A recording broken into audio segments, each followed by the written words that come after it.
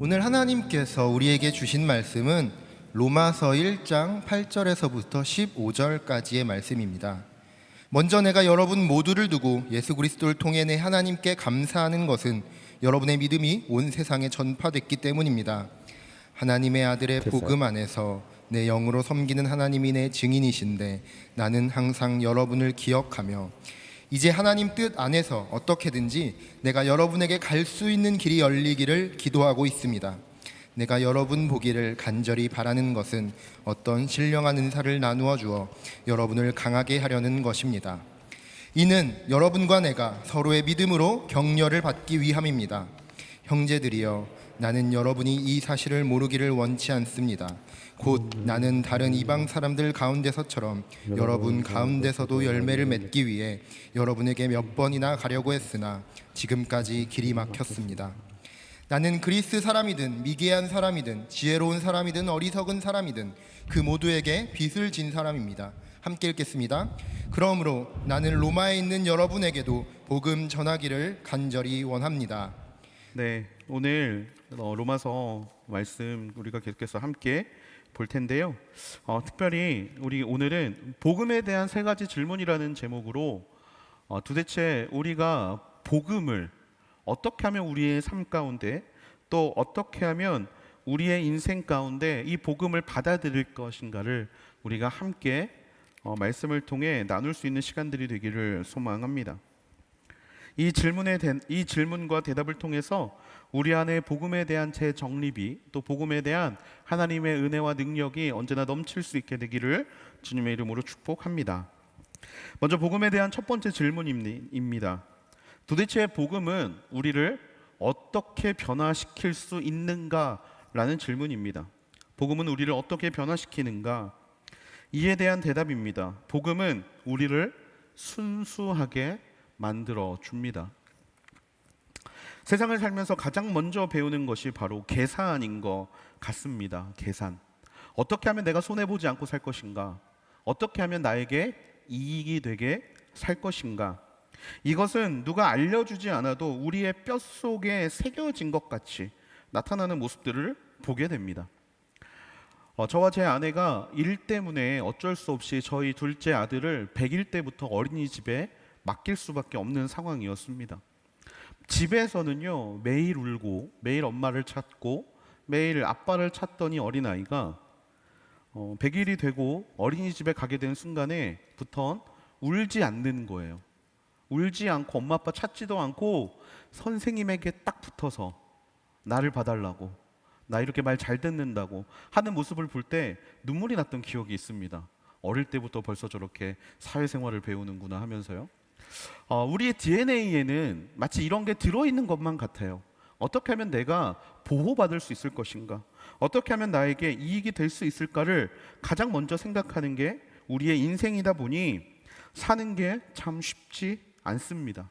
피곤합니다. 이런 계산의 습관은 세상뿐만이 아니라 교회 안에서도 그대로 나타나죠. 신앙에서도 우리는 끊임없이 계산을 합니다. 무엇이 득이 될 것인가? 무엇이 하나님의 뜻인가? 이것을 궁금해함과 동시에 무엇이 나에게 이익이 되고 이득이 될 것인가를 고민하게 되는 것이죠. 우리가 큐티에서 보지만 그것 때문에 당이 생기고 교회 안에 파가 생기고 교회 안에 여러 어려움이 생기고 이러한 모습들이 다 계산 때문에 생기는 문제 아니겠습니까? 이 교회 안에서 계산하는 사람의 모습을 가장 잘 보여주던 에피소드가 저는 부자 청년의 에피소드가 아닌가 싶습니다. 신앙을 너무나 잘 지키고 살아왔던 이 부자 청년이 예수님께 어떻게 하면 영생을 얻을 수 있습니까? 라는 질문을 던졌고 예수님께서는 잘하고 착하고 충성된 종이라고 여겨주시면서 잘했다고, 율법 잘 지켰다고, 이제 가진 것을 모두 팔아 가난한 사람에게 나눠주고 너는 나를 따르라 라고 이야기를 하십니다. 근데 말씀은 뭐라고 이야기하고 있냐면 이 청년의 얼굴이 근심에 쌓였다라고 이야기를 해요. 계산을 하기 시작하는 겁니다. 내가 지금 재산을 다 팔고 예수님을 따라가는 것이 나에게 득이 되는가, 실이 되는가? 계산을 한 결과 그의 발걸음은 무거운 발걸음이 되었죠. 이런 이익을 따지며 계산하는 세상, 이익을 위해서라면 가장 좋은 선택이 존재하는 이러한 세상 가운데 복음의 능력은 바로 우리를 계산하지 않게 만들고 우리를 순수하게 만들어 준다라는 사실입니다. 오늘 본문 8절 말씀입니다. 8절 말씀 함께 읽어보겠습니다. 시작. 먼저 내가 여러분 모두를 두고 예수 그리스도를 통해 내 하나님께 감사하는 것은 여러분의 믿음이 온 세상에 전파됐기 때문입니다. 아멘. 로마 교회의 믿음의 이야기가 온 세상에 전파되었다. 그리고 이것을 하나님께 감사한다라고 바울은 이야기하고 있죠. 이 바울의 마음에는 사심이 없습니다. 어디선가 들려오는 소식, 치열하게 믿음을 지키고 있는 사람들이 있다라는 이 소식으로 바울은 너무나 기뻤고 또 그 사실에 대해서 바울은 시기하거나 질투가 가득하지 않았습니다. 그냥 복음이 흘러가는 것 자체가 너무 좋았던 것이죠. 9절과 10절입니다. 하나님의 아들의 복음 안에서 내 영으로 섬기는 하나님이 내 증인이신데 나는 항상 여러분을 기억하며 이제 하나님 뜻 안에서 어떻게든지 내가 여러분에게 갈 수 있는 길이 열리기를 기도하고 있습니다. 여기서 바울은 하나님이 내 증인이라는 표현을 씁니다. 유대인들에게 하나님이 증인이라는 표현은 정말 진짜다라는 것을 대변하는 이야기예요. 정말 진짜야. 나는 너희를 위해서 항상 너희들을 기억하며 기도했고 너희들에게 갈 수 있는 길이 있는지를 항상 찾았다라고 이야기하고 있죠. 바울은 로마 교회를 한 번도 가보지 않았습니다. 그런데도 불구하고 그는 그 교회를 위해서 기도했어요. 한 번도 가보지 않은 교회를 위해서 기도했다라는 사실입니다. 바울이 개선하는 사람이었다면 바울은 로마 교회를 위해서 기도하지 않았을 겁니다. 왜? 나랑 관계가 없기 때문에, 나랑 상관이 없기 때문이죠. 로마 교회가 자신이 세운 교회가 아니었기 때문에 오히려 그 교회를 위해서 기도할 시간에 바울은 고린도 교회를 위해서, 에베소 교회를 위해서, 그리고 빌립보 교회를 위해서 기도했을 겁니다. 그것들이 잘 되면 잘 될수록 그곳을 세운 바울의 이름이 높아지고 그곳을 정말 잘 케어했던 바울이 정말 그 시대를 대표하는 복음의 증거자가 될 수 있었기 때문에, 그것이 바울에게 좋았기 때문에 바울은 아마 자신들의 교회를 위해서 개선하는 사람이었다면 그것을 위해서 기도했을 거라는 거예요. 여러분, 우리는요 가족을 위해서 기도하라고 하면 정말 열심히 기도합니다. 나를 위해서 기도하라 그러면 정말 열심히 기도해요. 우리가 이 자리에 나와서 기도할 때 대부분의 기도의 방향성은 다 나를 향해 있지 않습니까? 내 기도, 내가 원하고 내가 필요한 것을 놓고 기도할 때는 정말 간절하고 뜨겁게 기도할 수 있습니다. 그런데 여러분, 몰도바 땅을 위해서 기도해달라고 요청했을 때 여러분 그 땅을 향해 정말 진심으로 기도할 수 있으셨습니까? 한 번도 가보지도 않았고 전쟁이 났다고는 하는데 솔직히 우리가 체감하는 건 기름값 비싸진 거 말고는 특별히 없는 이러한 상황들 속에서 그 땅의 사람들이 얼마나 고통받고 있고 힘들어하고 있고 아파하고 있는지, 그래서 매일 시간을 정해놓고 그 땅을 위해서 기도하는 모습이 우리에게 있습니까? 사실 저도 감히 내가 그렇게 하고 있다라고 대답하지 못할 것 같아요. 저야 이제 몰도바를 가기 때문에 시간을 놓고 정해놓고 기도를 하고 있지만, 만약에 제가 여기를 가지 않았다면 아마 저도 그렇게 간절하게 기도하지 않았을 겁니다. 그렇게 서로가 계산하며 신앙생활을 하고 서로가 서로에게 무엇을 얻을까를 고민하면서 하나님을 믿으러 나아간다면 신앙의 자리는 세상의 자리보다 더 치열한 자리가 될 거예요. 세상에서도 싸웠지만 교회에서도 축복을 받기 위하여 더 치열하게 싸워야 되기 때문입니다. 여러분 아시지만 그것은 복음의 능력이 절대로 아닙니다. 복음은요 우리에게 무엇을 가르치는가? 복음은 우리에게 계산하지 않는 법을 가르칩니다. 복음은 우리를 계산하지 않는 인생으로 변화시키는 하나님의 능력입니다. 여러분 잘 아시는 복음의 내용이 무엇입니까? 하나님의 아들이신 예수 그리스도께서 우리를 살리기 위하여 십자가에 달려 돌아가셨고 그것을 믿는 자들에게 영생을 주신 것이 바로 복음 아닙니까? 여러분, 이 복음의 스토리 안에는요, 하나님의 이익을 위한 것이 하나도 없습니다. 하나님의 계산이 들어있지 않습니다. 내가 얘네들을 살려주고 걔네들이 매번 나에게 무엇을 해야 한다라는 이런 갑과 을의 주종 관계가 있는 것도 아니고요, 내가 너를 살려줬기 때문에 너는 나에게 무엇을 주어야 한다라는 이런 반대급부적인 내용도 들어있지 않습니다. 십자가는 하나님의 이익을 위한 사건이 아닙니다. 그냥 주시기 위한 사건이에요. 주시는 겁니다. 생명을 주시고, 당신의 시간을 주시고, 당신의 능력을 주시고, 당신의 은혜를 주시고, 모든 것이 주고로 끝나는 것이 십자가 사건이라는 거예요. 건져 놓으면 맨날 사고 치는 것이 우리 아닙니까? 살려놨더니 맨날 하나님 멱살 붙잡고 살려놨으니까 책임지라고 하는 것이 우리의 인생 아닙니까? 하나님께서 계산하셨다면 아마 하나님은 저와 여러분을 건져주시지 않으셨을 것 같아요. 하지만 하나님은 계산하지 않으셨습니다. 받을 만한 자에게 주신 것이 아니라 자격 없는 자에게 주신 것이 하나님의 복음의 이야기라면, 그 복음의 사건이 우리에게 찾아오는 순간 우리에게 가장 먼저 없어져야 될 것이 무엇인가? 바로 계산이라는 거예요. 의무를 다하지만 권리를 요구하지 않는 모습, 남들에게 먼저 손 내밀지만 나에게 먼저 손 내미는 것을 기대하지 않는 모습, 무언가 해주는 것에 대해서 대가를 바라지 않는 모습. 여러분, 이런 모습이야말로 하나님이 우리에게 주신 복음의 능력이라는 것입니다. 더 은혜로운 것은 무엇입니까? 문제가 생기면요, 신앙인들의 특징이 있어요. 내 탓을 한다라는 거예요. 분명히 상대방이 더 잘못한 것 같아요. 억울해서 물어보면 걔가 잘못했네, 인정해 줍니다.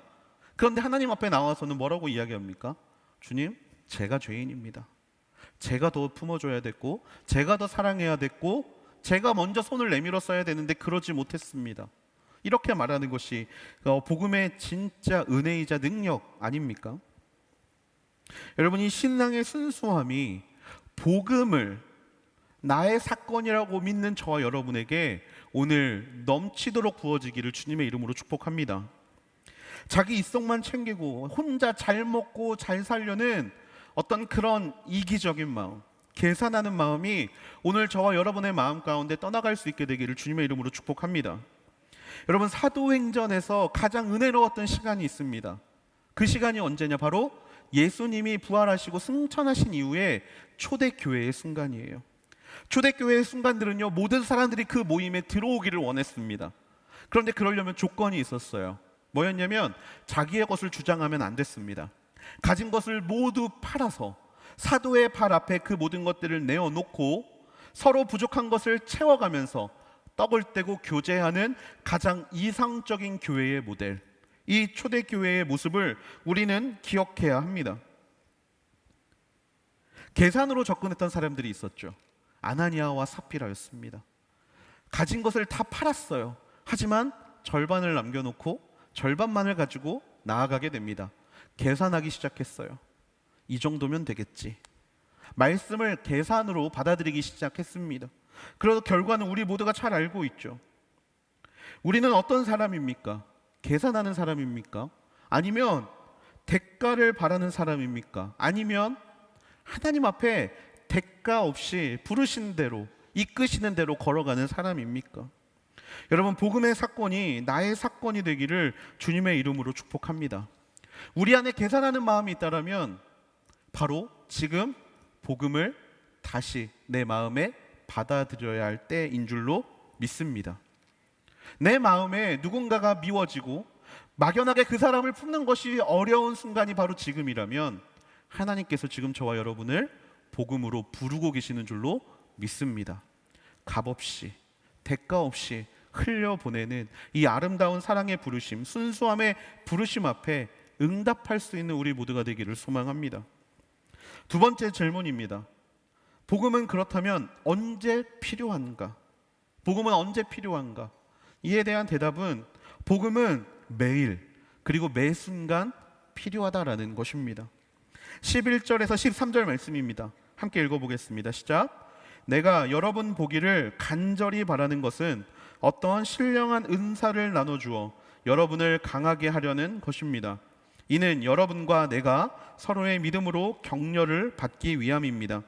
형제들이여, 나는 여러분이 이 사실을 모르기를 원치 않습니다.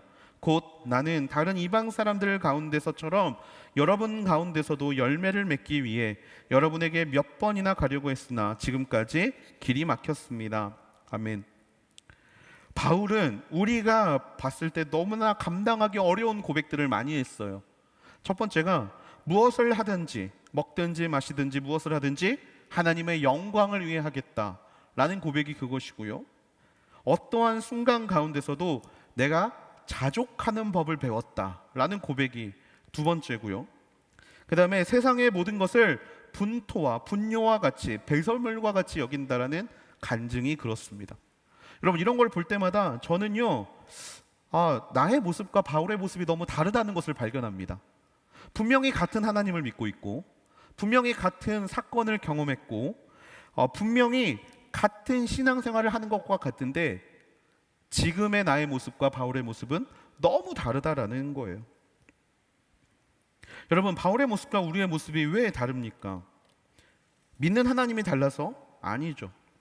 다른 이유는 한 가지입니다. 바로 바울과 우리의 성숙도가 다르기 때문입니다. 성숙이 다르기 때문이에요. 바울과 우리는 동일한 경험을 했습니다. 복음의 경험을 했어요. 바울은 다메섹의 도상에서, 저는 중학교 3학년 때 수련회에서, 여러분들 각자가 가지고 있는 복음의 사건들이 있었을 겁니다. 그 사건이 우리에게 찾아왔을 때 예수 그리스도께서 나의 죄값을 대신하여 죽으심으로 영생을 얻게 된 이 경험, 이 뜨거운 기쁨의 경험을 한 것은 바울과 우리가 똑같습니다. 그리고 우리는 거듭남을 경험하게 되었죠. 영적인 인간으로, 성령으로 거듭남을 경험합니다. 자, 그런데 이러한 탄생은 똑같아요. 거듭남의 탄생의 순간은 똑같습니다. 하지만 여러분, 키가 큰다고 우리는 그 사람을 어른이라고 부르지 않습니다. 아무리 키가 커도 그 사람을 성숙했다라고 말하지 않습니다. 마찬가지로 신앙의 성숙은요, 신앙의 연차에 따라 비례하지 않습니다. 교회를 20년 다녔다, 30년 다녔다, 혹은 나 교회에서 청년부 회장했다, 나 리더십 했다, 여러분, 이런 거는요 절대 신앙의 성숙과는 상관이 없는 거예요. 단순히 키만 크다고 어른이라고 부르지 않는 것처럼 교회를 오래 다녔다고 저절로 성숙해지는 게 아니라는 겁니다. 그렇다면 바울은 어떻게 성숙할 수 있었을까? 그 비밀은 11절에 있습니다. 제가 읽어드릴게요. 내가 여러분 보기를 간절히 바라는 것은 어떠한 신령한 은사를 나눠주어 여러분을 강하게 하려는 것입니다. 강하게 하려면 뭐가 필요하다? 신령한 은사가 필요하다. 어떤 신령한 은사? 여기서 신령한 은사가 무엇을 뜻하냐면 바로 복음을 뜻합니다. 복음. 좀 이상하지 않습니까? 로마 교회는 복음을 모르는 교회였나요? 아니요. 알고 있는 교회였어요. 로마 교회는 정말 로마의 황제라는, 정말 전적으로 섬겨야 되는 대상이 있음에도 불구하고 목숨 걸고 예수 그리스도를 주로 고백하는 교회가 로마 교회였습니다. 자, 그런데 로마 교회가 복음을 몰랐나요? 그런데 그들에게 다시 복음을 전한다. 이 말의 뜻은요, 복음은 일회성 사건이 아니라 계속해서 필요한 사건이라는 뜻입니다. 복음은요, 계속해서 우리에게 있어야 하고, 이 복음의 계속됨이 우리를 어떻게 만든다? 강하게 만든다라는 거예요. 즉, 믿음의 견고함을 이루기 위해서는 복음이 필요하다라는 사실입니다. 로마서 16장 25절, 로마서 마지막은 이렇게 이야기합니다. 하나님께서는 내가 전하는 복음과 예수 그리스도에 대한 선포를 따라, 그리고 비밀의 계시를 따라 능히 여러분을 견고하게 하실 수 있습니다. 우리를 견고하게 하는 것은 무엇이다? 예수 그리스도에 대한 선포, 즉 복음이다라는 것을 다시 한번 이야기하고 있죠. 바울이 성숙할 수 있었던 이유, 그는 복음을 통해 연단되고 복음을 통해 단련되고 복음을 통해 견고해졌기 때문이라는 것입니다. 일회성 사건으로 출생은 할 수 있습니다. 하지만 그 인생에 성숙이 필요한 것처럼 매일 매 순간 바울은 복음을 붙잡고 자신의 인생의 견고함을, 믿음의 견고함을 이루어 왔다라는 것이죠. 그 결과가 오늘 우리가 느끼는 이 감정인 것입니다. 전혀 달라 보이는 신앙, 성숙이 다르기 때문에, 견고함이 다르기 때문에. 여러분, 제가 하루 운동했다고 식스팩이 생기지 않을 겁니다. 식스팩을 만들기 위해선 다이어트를 해야 되고, 그 다음에 열심히 복근 운동을 해야 되고, 그 오랜 기간 동안 인내하고 참아내면서 운동을 해야 돼요. 여러분, 신앙도 마찬가지입니다. 하루아침에 모든 게 짠 변할 거라는 것은 속도에 예민한 우리 한국 사람들의 착각입니다. 뭐든지 빨리. 신앙도 빨리. 아니요. 여러분, 신앙은 하루아침에 이루어지는 게 절대로 아닙니다. 견고해져야 돼요. 연단되어야 합니다. 그리고 그것을 언제 가능하냐? 복음을 매일 그리고 매 순간 붙잡을 때 그것이 가능하게 된다라는 겁니다. 12절 말씀입니다. 이는 여러분과 내가 서로의 믿음으로 격려를 받기 위함입니다. 그렇게 서로 견고해진 사람들이, 그렇게 매일 신앙으로 자신들을 바로 세워가는 사람들이 모이는 곳이 교회가 된다라면 그곳에서는 무슨 일이 벌어집니까? 믿음으로 격려를 받는 일이 벌어진다라는 거예요. 교회에서 모임이 시작이 됐습니다. 삶을 나눕니다. 인생을 나눕니다. 그런데 그 내용의 핵심이 뭐냐면 격려예요. 잘 살았어. 고생했어. 수고했어. 한 주 동안 믿음을 살아냈구나. 다시 말씀드리지만 로마 교회는 목숨이 왔다 갔다 하는 교회예요. 걸리면 죽는 겁니다. 내가 예수를 믿는다라고 이야기를 하고 그것이 발각이 되면 죽는 교회였어요. 근데 그 사람들이 모여서 자신의 믿음의 연단됨을 통하여서 격려하는 겁니다. 잘 버텼어. 잘 견뎌냈어. 신앙으로 잘 살아냈어. 여러분이 얼마나 위로가 되겠습니까? 복음을 매 순간 붙잡는 교회에서는 그래서 불평과 불만이 없습니다. 불평과 불만이 없어요. 있을 수가 없죠. 다시 말하지만 하나님이 나에게 해주신 것들을 기억하는 이 복음의 역사가 매일 우리 순간에 있을 때 그 어떤 불평과 불만이 있겠습니까? 항상 감사가 넘치고 그 감사를 다른 것이 가릴 수 없는 인생, 그런 인생이 복음을 매일 붙잡는 사람들이 모인 곳에서 일어나게 된다라는 사실입니다. 여러분, 여러분이 속해 있는 순 모임과 또 여러분이 속해 있는 그룹과 여러분이 속해 있는 이 요셉 청년부라는 공동체가 혹시 불평과 불만이 가득한 곳이라면 여러분, 이 시간부터 기도할 수 있게 되기를 소망합니다. 하나님, 이 공동체가, 이 그룹이, 이 순이 복음을 매일 붙잡는 순이 되게 하여 주시옵소서. 이 공동체가 복음을 다시 한번 받아들이고 그 복음을 매일 붙잡고 나아가는 공동체가 되게 하여 주시옵소서.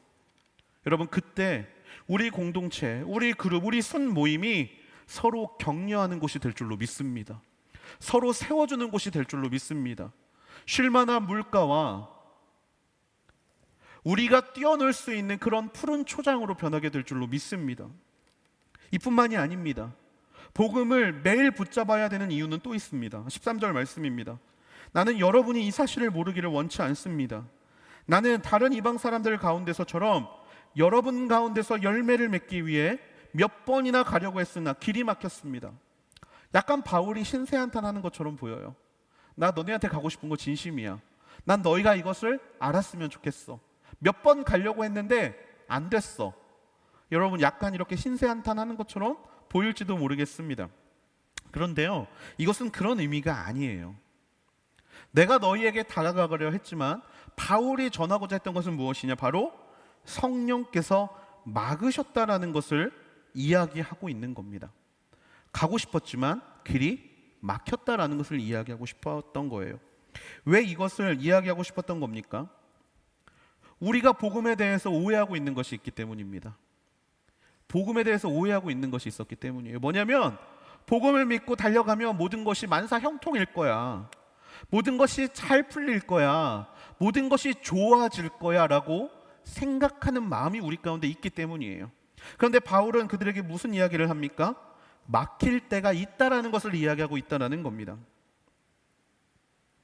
예수님께서 돌을 떡으로 만들 능력이 없으셨습니까? 예수님께서 성전에서 뛰어내리면 자신의 몸을 지킬 능력이 없으셨습니까? 아니요, 있었습니다. 다만 하지 않으셨던 거예요.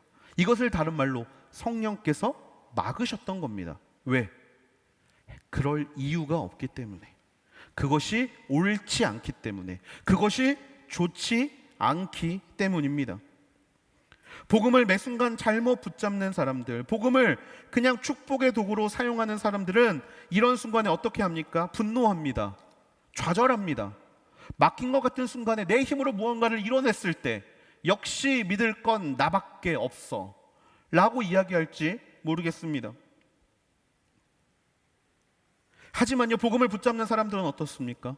하나님이 원하시는 때에 하나님의 최고의 방법을 기대하는 마음으로 그 시간을 견디어내고 버틸 수 있다라는 거예요. 사실 제가 동의를 구하지 않고 이야기를 하는 거라서 실명을 좀 밝히지는 않을 텐데요. 젊은 시절에 그 다른 교회, 그냥 이단의 교회에 몸을 담고 있었던 한 청년이 있었습니다. 근데 이 청년이 이제 우리 교회로 오게 되면서 다시 신앙생활을 처음부터 시작하게 됐고, 믿음에 대해서 다시 고민하고, 또 하나님을 믿는 인생이 무엇인가에 대한 끊임없이 자기 그 안에 신앙을 세워가는 일이 있었어요. 그런데 이 친구의 마음 가운데 한 가지의 소망이 생겼습니다. 뭐냐면 FA를 가고 싶다라는 소망이 생겼어요. 선교를 가고 싶다라는 소명이 생겼어요. 그 마음이 생겼어요. 그래서 FA에 지원합니다. 주변에서 이제 저도 그렇고 많은 사람들이 이 친구 정말 훌륭한 친구다, 이 친구 정말 좋은 친구다, 어디서 가든지 자기 역할을 100번 할 수 있는 친구다 라고 추천서를 썼습니다. 여러분 어떠세요? 복음을 증거하러 가는 자리에 본인이 자원하고 나간다는데, 본인이 자기의 시간을 드리고 자기의 마음을 드리고 하나님의 복음을 위해서 나간다는데 풀려야 되는 게 당연한 것처럼 보이지 않습니까? 그런데 막혔습니다. 그 길이 막혔어요. 과거에 그 사건 때문에 이 친구의 그 선교의 길이 막히게 됐습니다. 여러분이라면 어떠시겠습니까? 억지로 시간을 뺐던 그 시간들 아깝다고 생각되지 않을까요? 아니, 내가 복음을 위해 가겠다는데 왜 그것을 막지? 라는 생각 들지 않을까요? 근데 이 친구가 정말 훌륭했던 게 이 막으심이 하나님의 막으심이라고 생각했다라는 거예요. 하나님의 타이밍에, 하나님의 때에 하나님께서 자신을 더 사용하실 거라는 믿음이 그 안에 있었습니다. 물론 그 뒤로 이 친구에게 어떤 극적인 변화가 찾아오지는 않았어요. 하지만 그 시간에 그 시기를 삶으로 기다리고 견디어내는 모습이 바로 복음의 모습이라는 사실입니다. 여러분, 저는 우리 요셉 청년부가 매일 복음을 통해 견고해지기를 소망합니다. 무언가 풀리지 않는 문제 앞에서, 무언가 이루어지지 않는 문제 앞에서, 무언가 원하는 대로 흘러가지 않는 문제 앞에서 좌절하거나 넘어지지 않게 되기를 주님의 이름으로 축복합니다. 그래서 우리에겐 복음이 필요합니다. 매 순간 필요합니다. 매일 필요합니다. 그것을 붙잡아야 이러한 순간들에 분노하게 되고 좌절하지 않게 된다라는 거예요. 신앙의 성숙을 이뤄가는 자들이 된다라는 사실입니다. 우리 모두는 내가 신앙을 지켜야 한다라고 이야기합니다. 하지만 여러분, 신앙은 내가 지키는 게 아니라 신앙이 나를 지켜주는 것입니다. 우리가 매일 복음을 붙잡을 때 신앙이 나를 지켜주는 거예요. 내가 지키는 것이 아닙니다. 신앙이 나를 지키게 하기 위해서 우리는 매일 복음 앞에 나아가야 된다는 거예요. 순간순간 넘어질 때마다, 순간순간 무너질 때마다 복음을 붙잡는 인생들은 든든하고 견고하고 그렇게 하나님께서 강하게 붙잡아 주시는 인생이 되는 줄로 믿습니다. 매일 복음을 붙잡으십시오. 매 순간 복음 앞에 나아가십시오. 하나님이 여러분을 성숙하게 세워 주실 것입니다. 세 번째 질문입니다. 복음에 대해서 우리는 어떤 마음을 가져야 하는가? 이 질문에 대한 대답은 바로 빚진 자의 마음을 가져야 한다라는 것입니다. 14절과 15절 말씀입니다. 같이 한번 읽어보겠습니다. 시작. 나는 그리스 사람이든 미개한 사람이든 지혜로운 사람이든 어리석은 사람이든 그 모두에게 빚을 진 사람입니다. 그러므로 나는 로마에 있는 여러분에게도 복음 전하기를 간절히 원합니다. 아멘. 복음은 받아들이는 사람의 마음에 따라서 전혀 다른 것으로 나타납니다. 우리가 백날 전도를 한다고 해도 그것을 듣는 사람이 그만해, 듣고 싶지 않아 라고 이야기를 한다면 그 사람에게 복음은 의미 없는 것이 됩니다. 또 자기의 힘과 능력으로 지금까지 자수성가해온 사람들에게 복음이라는 것은 나약한 메시지이고, 또 자신이 원하는 대로 모든 것을 끌고 오게 된 경험이 있는 사람, 내 인생의 주인은 나라고 이야기하는 사람에게 복음은 족쇄와 같이 여겨집니다. 바울은 이 복음을 어떻게 받아들입니까? 14절 말씀해 보니까 나는 그 모두에게 빚을 진 사람이라고 표현하고 있습니다. 빚을 진 사람이다. 복음의 빚진 자. 그 사람들에게 바울이 뭘 그렇게 잘못했습니까? 잘못한 건 없습니다. 다만 바울의 심정은 이거예요. 나를 살려주시니 값지고 귀한 구원과 생명의 복음을 전하신 그 예수 그리스도가 나에게 이 복음을 전해주셨는데, 나에게 전해주신 이 복음을 다른 이들에게 흘려보내지 못하고 있기 때문에 스스로를 복음의 빚진 자라고 이야기하고 있다는 겁니다. 나를 살려주신 이 생명의 기쁜 소식을 다른 이들에게 흘려보내야 하는데 그렇지 못하고 있는 자신의 모습을 볼 때마다 빚을 지고 있다라고 이야기를 하는 거예요. 여러분, 빚을 진 사람의 인생에서 가장 중요한 문제가 있습니다. 빚을 갚는 거예요. 빨리 이 빚에서 탈출해야 내가 두 다리 뻗고 두 발 펴고 잘 수 있는 것 아니겠습니까? 계속 빚쟁이한테 전화 오는 거 생각해 보세요. 여러분, 정말 피가 마르고 입술이 마릅니다. 여러분, 이것이 바울의 복음에 대해 갖는 마음의 무게였던 거예요. 가장 먼저 해야 될 일, 빚 갚는 거, 즉 복음을 전하는 거. 그러면 바울의 고백이 이해가 됩니다. 나는 죄인 중에 괴수다. 바울에게는 잠시 쉬는 시간도 죄 짓는 시간이에요. 복음을 전해야 되는데, 빚 갚아야 되는데 빚을 못 갚고 있으니까. 그래서 그렇게 바울은 복음만을 위해 전진하고 복음만을 위해 달려가는 사람이 되었던 것이죠. 바울은 모두에게 복음을 전하기를 원했습니다. 바울이 전한 복음의 핵심은 예수를 모르는 자에게 전하는 복음이 핵심이기도 했지만 또 하나의 핵심이 있었어요. 뭐냐면 바로 교회 안에도 복음을 전하는 일이었습니다. 교회 밖에만 복음을 전하는 게 아니라 교회 안에도 복음을 전해야 했다라는 거예요. 15절 말씀해 보니까 로마에 있는 여러분에게도 복음 전하기를 간절히 원한다라고 되어 있습니다. 로마에도 복음이 필요했다라는 거예요. 여러분, 우리는 복음에 대해 어떤 마음을 가지고 계십니까? 복음을 전하지 못하는 인생이라고 단순히 전도만 생각하고 계시지 않습니까? 전도 중요합니다. 귀합니다. 해야 되는 일입니다. 땅끝까지 이르러 복음의 증인이 되라는 것이 예수님의 명령이었기 때문에 우리가 이 일을 감당해야 되는 것이 당연합니다. 그런데 우리에게는 또 하나의 무게감이 필요하다라는 거예요. 바로 저와 여러분이 속한 이 교회입니다. 여러분, 우리는요 복음의 빚진 자의 마음을 가져야 합니다. 그 빚진 자의 마음으로 복음을 전해야 하는데 가장 먼저 어디에서 전해야 되느냐? 바로 이곳에서 전해야 한다라는 겁니다. 여러분의 가정에서 전해야 합니다. 삶의 터전에서 전해야 하고요, 여러분의 교회 공동체 안에서 전해야 합니다. 나 모태신앙입니다. 우리 가족 다 하나님 믿습니다. 괜찮습니다. 아니요, 바로 그곳이 복음을 전해야 되는 장소입니다. 로마 교회는 타성에 젖은 교회가 아니었어요. 복음의 능력이 사라진 교회도 아니었습니다. 믿음의 소문이 세상에 전파될 정도로 잘 믿는 교회였어요. 하지만 그것도 복음이 필요했습니다. 왜 그럴까요? 그 안에 지난주에 말씀드린 것처럼 어려움이 시작됐기 때문입니다. 문제가 시작됐기 때문이에요. 갈라지고 분열하고 나뉘어지고 문화가 다름으로 찾아오는 여러 어려움의 문제가 있었기 때문에 다시 한번 복음이 필요하다라는 것을, 다시 한번 복음을 붙잡고 믿음의 순수함을 회복하고 섬김이 필요하다라는 것을 전해주고 싶었기 때문입니다.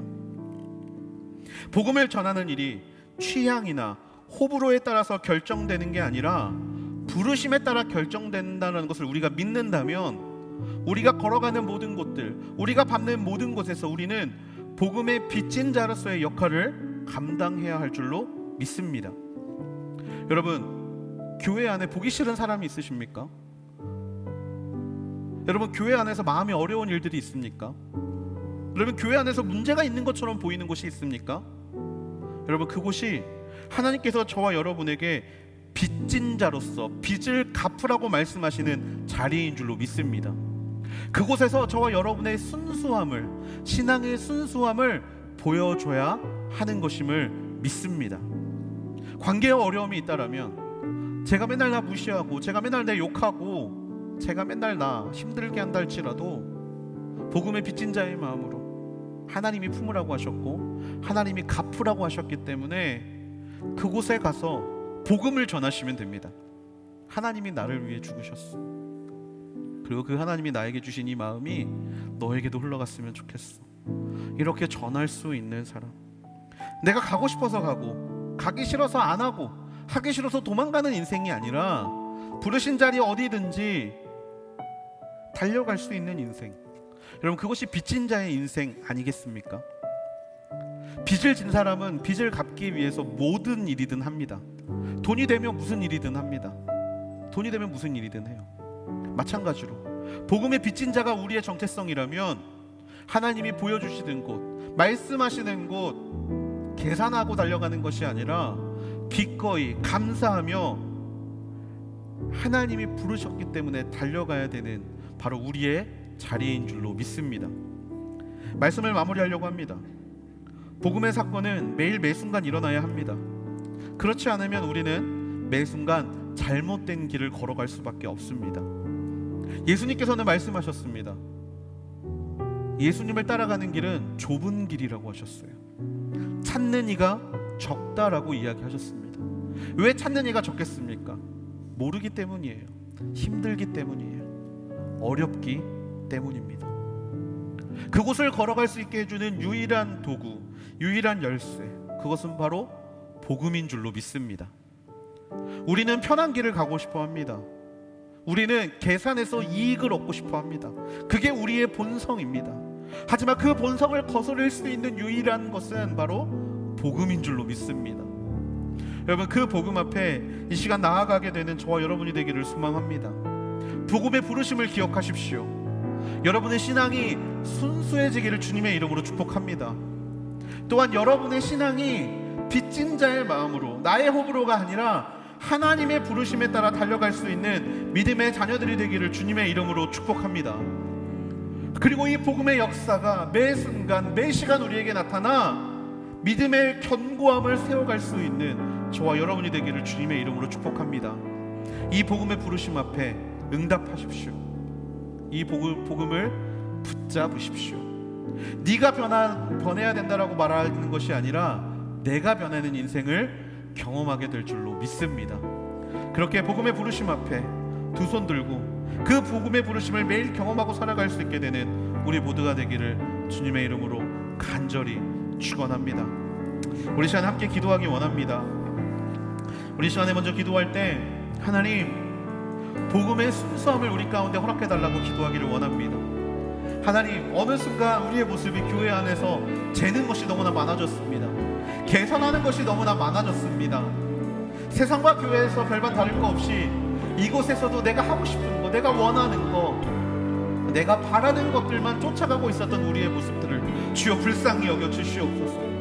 하나님 앞에서 개선하는 인생이 아니라 하나님께서 나에게 해주셨던, 값없이 주셨던 그 사랑의 모습을 아버지 우리가 받아들이고 아름답게 흘려보낼 수 있는 믿음의 자녀들이 되기를 소망합니다.